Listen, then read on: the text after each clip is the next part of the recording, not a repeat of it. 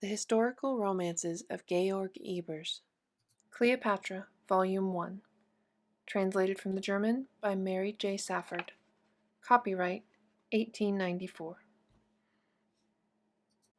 Preface. If the author should be told that the sentimental love of our day was unknown to the pagan world, he would not cite last the two lovers, Antony and Cleopatra, and the will of the powerful Roman general, in which he expressed the desire, wherever he might die, to be buried beside the woman whom he loved to his latest hour.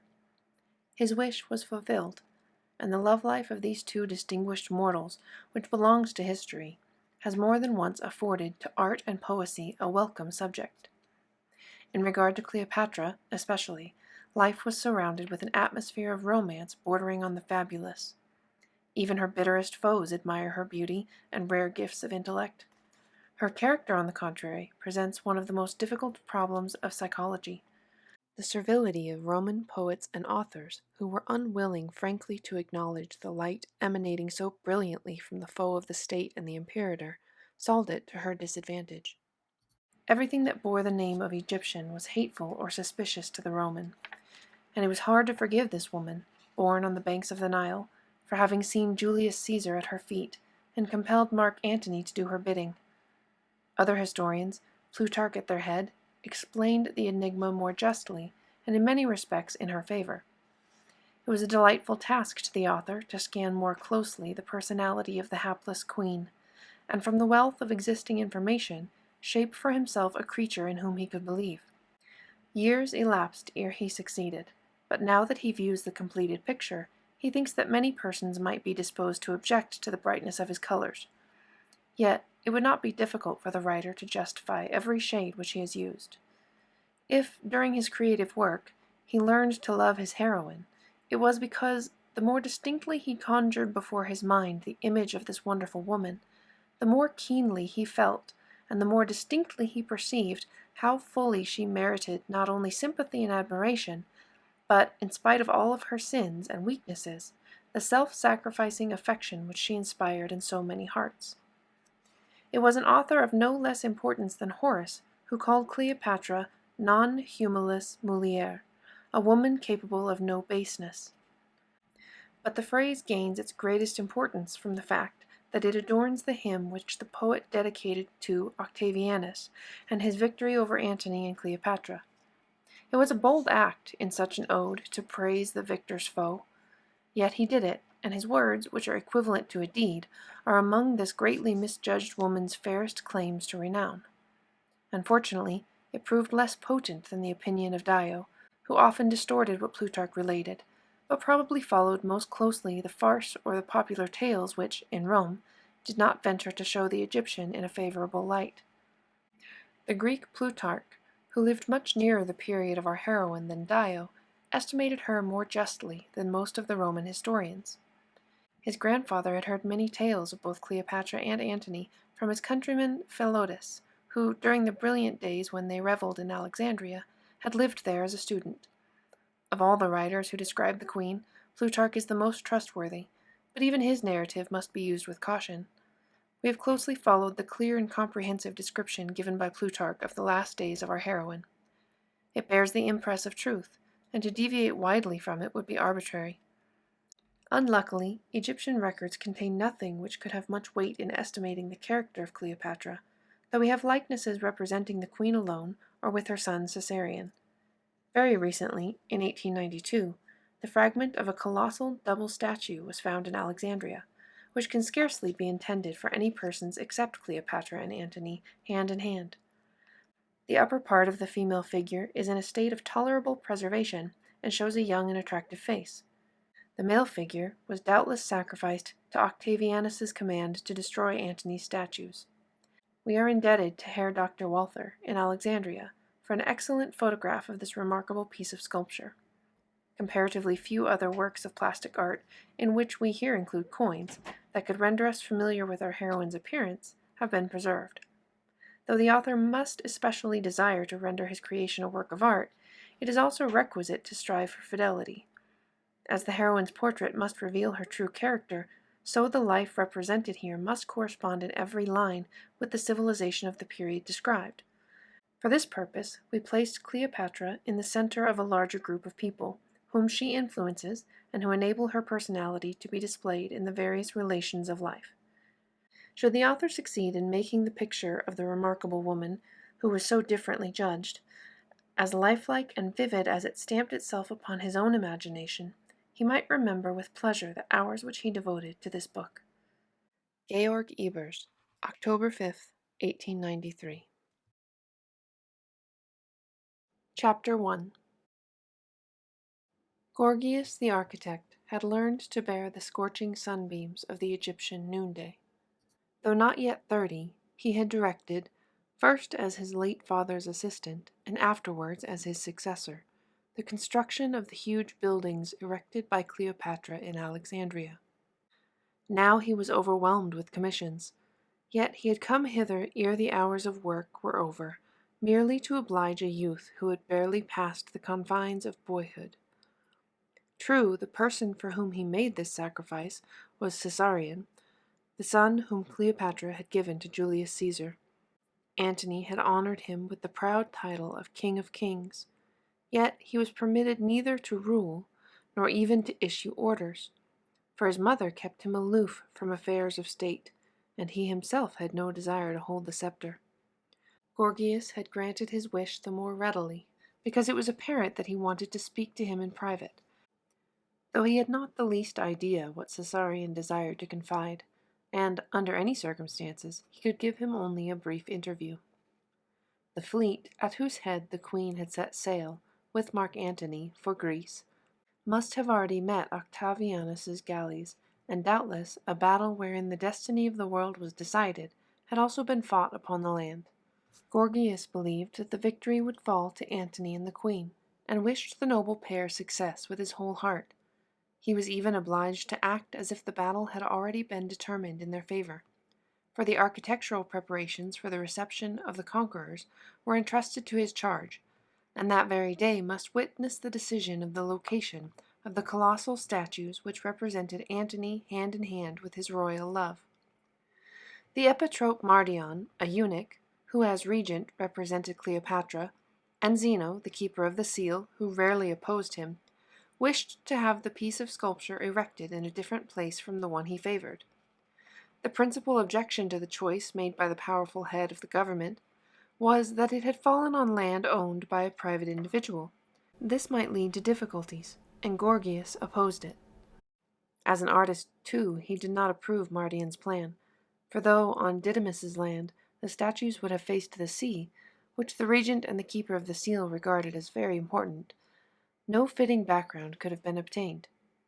At any rate, the architect could now avail himself of Caesarion's invitation to overlook from the appointed place of meeting the lofty steps of the Temple of Isis, the Bruchium, and seek the best site for the twin statues. He was anxious to select the most suitable one. The master who had created this work of art had been his friend, and had closed his eyes in death shortly after its completion. The sanctuary whence Gorgias commenced his survey was in one of the fairest portions of the Bruchium, the Alexandrian quarter, where stood the royal palace with its extensive annexes, the finest temples, except the Serapeum, situated in another part of the city, and the largest theaters. The Forum invited the council of Macedonian citizens to its assemblies, and the museum afforded a resort for the scholars. The little square closed in the east by the Temple of Isis was called the Corner of the Muses, on account of the two marble statues of women before the entrance of the house, which, with its large garden facing the square northward and extending along the sea, belonged to Didymus, an old and highly respected scholar and member of the museum. The day had been hot, and the shade of the Temple of Isis was very welcome to the architect.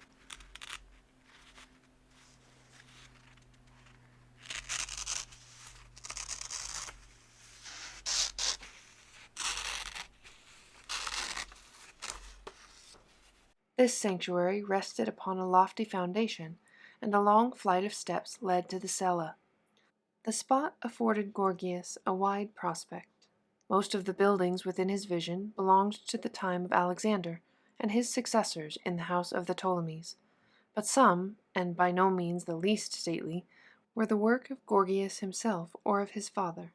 The artist's heart swelled with enthusiastic delight at the sight of this portion of his native city. He had been in Rome, and visited many other places numbered among the world's fairest and most popular cities, but not one contained so many superb works of art crowded together in so small a space. If one of the immortals themselves, he murmured, should strive to erect for the inhabitants of Olympus a quarter meet for their grandeur and beauty, it could scarcely be much more superb or better fitted to satisfy the artistic needs which we possess as their gift, and it would surely be placed on the shore of such a sea. While speaking, he shaded his keen eyes with his hand. The architect, who usually devoted his whole attention to the single object that claimed his notice, now permitted himself the pleasure of enjoying the entire picture in whose finishing touches he had himself borne a part. And, as his practiced eye perceived in every temple and colonnade the studied and finished harmony of form, and the admirable grouping of the various buildings and statues, he said to himself, with a sigh of satisfaction, that his own art was the noblest, and building the highest of royal pleasures. No doubt this belief was shared by the princess who, 3 centuries before, had endeavored to obtain an environment for their palaces which should correspond with their vast power and overflowing wealth, and at the same time give tangible expression to their reverence for the gods and their delight in art and beauty. No royal race in the universe could boast of a more magnificent abode. These thoughts passed through Gorgias's mind, as the deep azure hue of sea and sky blended with the sunlight to bring into the strongest relief all that the skill and brains of man, aided by exhaustible resources, had here created. Waiting, usually a hard task for the busy architect, became a pleasure in this spot, for the rays streaming lavishly in all directions from the diadem of the sovereign sun flooded with dazzling radiance the thousands of white marble statues on the temples and colonnades, and were reflected from the surfaces of the polished granite of the obelisks and the equally smooth walls of the white, yellow, and green marble, the syenite, and the brown, speckled porphyry of sanctuaries and palaces. They seemed to be striving to melt the bright mosaic pictures which covered every foot of the ground, where no highway intersected and no tree shaded it, and flashed back again from the glimmering metal or the smooth glaze in the gay tiles on the roofs of the temples and houses. Here they glittered on the metal ornaments. Yonder they seemed to be trying to rival the brilliancy of the gilded domes, to lend to the superb green of the tarnished bronze surfaces the sparkling luster of the emerald, or to transform the blue and red lines of the white marble temples into lapis lazuli and coral, and their gilded decorations into topaz. The pictures in the mosaic pavement of the squares and on the inner walls of the colonnades were doubly effective against the light masses of marbles surrounding them, which in their turn were indebted to the pictures for affording the eye an attractive variety instead of dazzling monotony. Here the light of the westering sun enhanced the brilliancy of color in the flags and streamers which fluttered beside the obelisks and Egyptian pylons, over the triumphal arches and the gates of the temples and palaces. Yet even the exquisite purplish blue of the banner waving above the palace on the peninsula of Lochias, now occupied by Cleopatra's children, was surpassed by the hue of the sea, whose deep azure near the shore merged far away into bands of lighter and darker blue, blending with dull or whitish green. Gorgias was accustomed to grasp fully whatever he permitted to influence him, and though still loyal to his custom of associating with his art every remarkable work of the gods or man, he had not forgotten in his enjoyment of the familiar scene the purpose of his presence in this spot. No, the garden of Didymus was not the proper place for his friend's last work.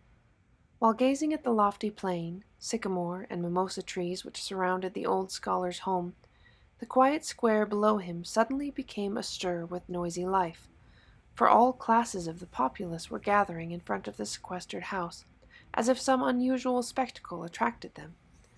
What could they want of the secluded philosopher? Gorgias gazed earnestly at them, but soon turned away again. A gay voice from below called his name.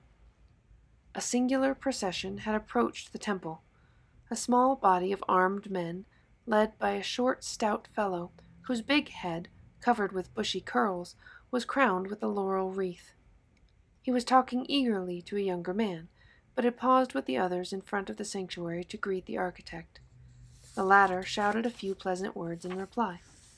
The laurel-crowned figure made a movement as if he intended to join him, but his companion checked him, and, after a short parley, the older man gave the younger one his hand, flung his heavy head back, and strutted onward like a peacock, followed by his whole train.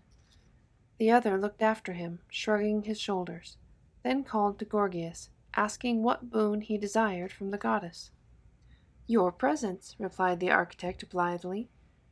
"Then Isis will show herself gracious to you," was the answer, and the next instant the two young men cordially grasped each other's hands. Both were equally tall and well-formed. Their features bore witness to their Greek origin. Nay, they might have been taken for brothers, had not the architect's whole appearance seemed sturdier and plainer than that of his companion, whom he called Dion and friend. As the latter heaped merry sarcasms upon the figure wearing the laurel wreath who had just left him, Anaxenor, the famous zither-player, on whom Antony had bestowed the revenues of 4 cities and permission to keep a bodyguard, and Gorgias's deeper voice sometimes assented, sometimes opposed with sensible objections. The difference between these two men of the same age and race became clearly apparent. Both showed a degree of self-reliance unusual at their age, but the architect's was the assurance which a man gains by toil and his own merit. Dion's that which is bestowed by large possessions and a high position in society. Those who were ignorant that the weight of Dion's carefully prepared speech had more than once turned the scale in the city councils would probably have been disposed to take him for one of the careless worldlings who had no lack of representatives among the gilded youth of Alexandria, while the architect's whole exterior, from his keen eye to the stouter leather of his sandals, revealed earnest purpose and unassuming ability. Their friendship had commenced when Gorgias built a new palace for Dion. During long business association, people become well acquainted, even though their conversations relate solely to direction and execution. But in this case, he who gave the orders had been only the inspirer and adviser, the architect, the warm-hearted friend, eager to do his utmost to realize what hovered before the other's mind as the highest attainable excellence. So the two young men became first dear, and finally almost indispensable to each other. As the architect discovered in the wealthy man of the world many qualities whose existence he had not suspected, the latter was agreeably surprised to find in the artist, associated with his solidity of character, a jovial companion who, this first made him really beloved by his friend, had no lack of weaknesses. When the palace was completed to Dion's satisfaction and became one of the most lauded ornaments of the city, the young men's friendship assumed a new form, and it would have been difficult to say which received the most benefit. Dion had just been stopped by the zither-player to ask for confirmation of the tidings that the united forces of Antony and Cleopatra had gained a great victory on sea and land. In the eating-house at Canopus, where he had breakfasted, everyone was full of the joyful news, and rivers of wine had been drunk to the health of the victors and the destruction of the malicious foe. "In these days," cried Dion, "not only weak-brained fellows, like the zither-player, believe me omniscient, but many sensible men also. And why? Because, forsooth, I am the nephew of Zeno, the keeper of the seal, who is on the brink of despair because he himself knows nothing, not even the veriest trifle." "Yet he stands nearest to the regent," observed Gorgias, "and must learn, if anyone does, how the fleet fares." "You too," sighed his friend. "Had I been standing so far above the ground as you, the architect, by the dog I should not have failed to note the quarter whence the wind blew. It has been southerly a whole fortnight, and keeps back the galleys coming from the north. The regent knows nothing, absolutely nothing, and my uncle, of course, no more. But if they do learn anything, they will be shrewd enough not to enrich me with it." "True, there are other rumors afloat," said the architect thoughtfully, If I were in Mardian's place— Thank the Olympians that you are not, laughed his companion. He has as many cares as a fish has scales, and one, the greatest, that pert young Antyllus was over-ready with his tongue yesterday at Barine's. Poor fellow, he'll have to answer for it to his tutor at home. You mean the remark about the Queen's accompanying the fleet? Sst, said Dion, putting his finger on his lips, for many men and women were now ascending the temple steps. Several carried flowers and cakes, and the features of most expressed joyful emotion. The news of the victory had reached their ears, and they wanted to offer sacrifices to the goddess whom Cleopatra, the new Isis, preferred to all others. The first courtyard of the sanctuary was astir with life. They could hear the ringing of the sistrum bells and the murmuring chant of the priests. The quiet forecourt of the little temple of the goddess, which here, in the Greek quarter of palaces, had as few visitors as the great temple of Isis in the Rhakotis, was overcrowded, had now become the worst possible rendezvous for men who stood so near the rulers of the government. The remark made about the queen the evening before by Antyllus, Antony's 19-year-old son, at the house of Barine, a beautiful young woman who attracted all the prominent men in Alexandria, was the more imprudent because it coincided with the opinion of all the wisest heads. The reckless youth enthusiastically reverenced his father, but Cleopatra, the object of Antony's love, and, in the Egyptians' eyes, his wife, was not Antyllus's mother. He was the son of Fulvia, his father's first wife, and feeling himself a Roman, would have preferred 1,000 times to live on the banks of the Tiber. Besides, it was certain, Antony's staunchest friends made no attempt to conceal the fact, that the queen's presence with the army exerted a disturbing influence, and could not fail to curb the daring courage of the brave general. Antyllus, with the reckless frankness inherited from his father, had expressed this view in the presence of all Barine's guests, and in a form which would be only too quickly spread throughout Alexandria, whose inhabitants relished such speeches. These remarks would be slow in reaching the plain people who were attracted to the temple by the news of the victory, yet many doubtless knew Caesarion, whom the architect was awaiting here. It would be wiser to meet the prince at the foot of the steps. Both men, therefore, went down to the square, though the crowds seeking the temple and thronging the space before Didymus's house made it more and more difficult to pace to and fro. They were anxious to learn whether the rumor that Didymus's garden was to be taken for the twin statues had already spread abroad, and their first questions revealed that this was the case. It was even stated that the old sage's house was to be torn down, and within a few hours. This was vehemently contradicted, but a tall, scrawny man seemed to have undertaken to defend the ruler's violence. The friends knew him well. It was the Syrian Philostratus, a clever extempore speaker, an agitator of the people, who placed his clever tongue at the disposal of the highest bidder. "The rascal is probably now in my uncle's employ," said Dion. "The idea of putting the piece of sculpture there originated with him, and it is difficult to turn him from such plans. There is some secret object to be gained here. That is why they have brought Philostratus.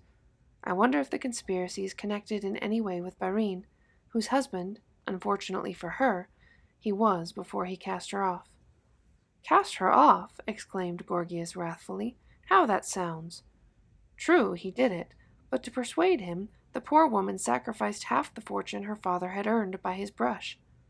You know as well as I that life with that scoundrel would be unbearable." "Very true," replied Dion quietly.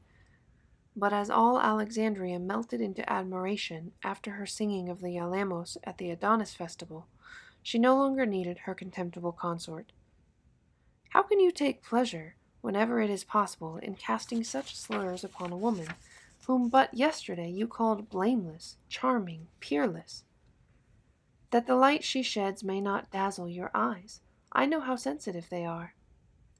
Then spare, instead of irritating them. Besides, your suggestion gives food for thought. Barine is the granddaughter of the man whose garden they want, and the advocate would probably be glad to injure both. But I'll spoil his game. It is my business to choose the site for the statues." Yours? Replied Dion.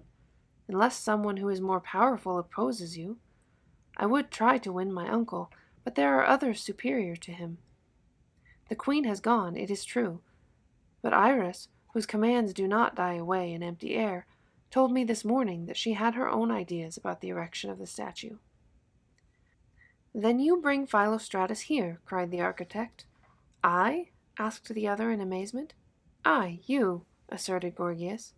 Did not you say that Iris, with whom you played when a boy, was now becoming troublesome by watching your every step? And then, you visit Barine constantly, and she so evidently prefers you that the fact might easily reach the ears of Iris.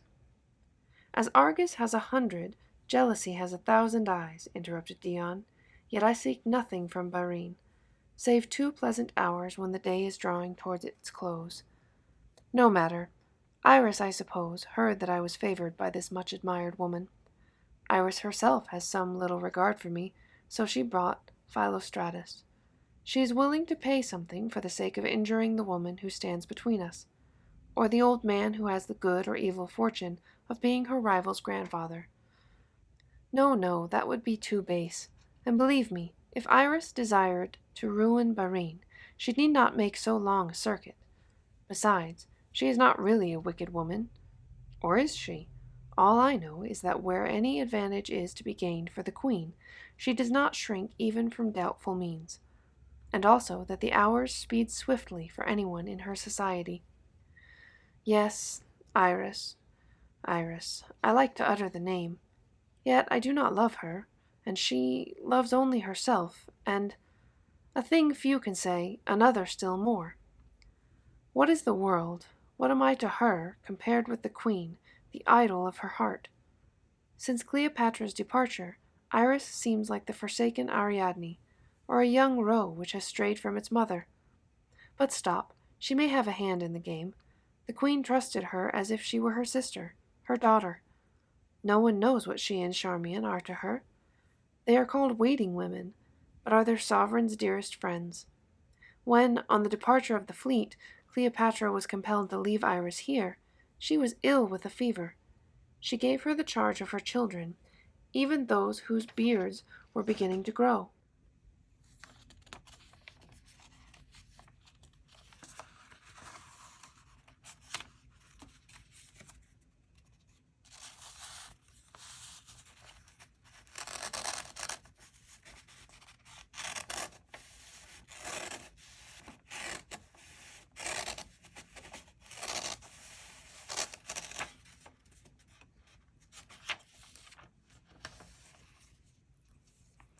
The king of kings, Caesarion, whose tutor punishes him for every act of disobedience, and the unruly lad Antyllus, who has forced his way the last few evenings into our friend's house. Antony, his own father, introduced him to her. Very true, and Antyllus took Caesarion there. This vexed Iris, like everything which may disturb the queen. Barine is troublesome on account of Cleopatra, whom she wishes to spare every annoyance, and perhaps she dislikes her a little for my sake. Now she wants to inflict on the old man, Barine's grandfather, whom she loves, some injury which the spoiled, imprudent woman will scarcely accept quietly, and which will rouse her to commit some folly that can be used against her. Iris will hardly seek her life, but she may have in mind exile or something of that kind. She knows people as well as I know her.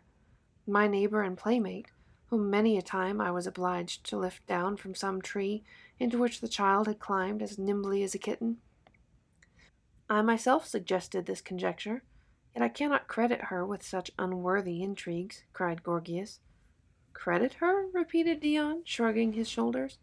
I only transport myself in imagination to the court, and to the soul of the woman who helps make rain and sunshine there. You have columns rounded, and beams hewed, that they may afterwards support the roof to which, in due time, you wish to direct attention. She and all who have a voice in the management of court affairs look first at the roof, and then seek anything to raise and support it, though it should be corpses, ruined lives, and broken hearts. The point is that the roof shall stand until the architect, the queen, sees and approves it. As to the rest, But there is the carriage. It doubtless brings... You were... He paused, laid his hand on his friend's arm, and whispered hastily, Iris is undoubtedly at the bottom of this, and it is not Antyllus, but yonder dreaming lad for whom she is moving. When she spoke of the statues just now, she asked in the same breath where I had seen him on the evening of the day before yesterday, and that was the very time he called on Barine. The plot was made by her, and Iris is doing all the work. The mouse is not caught while the trap is closed, and she is just raising her little hand to open it. If only she does not use some man's hand, replied the architect wrathfully, and then turned towards the carriage and the elderly man who had just left it, and was now approaching the two friends.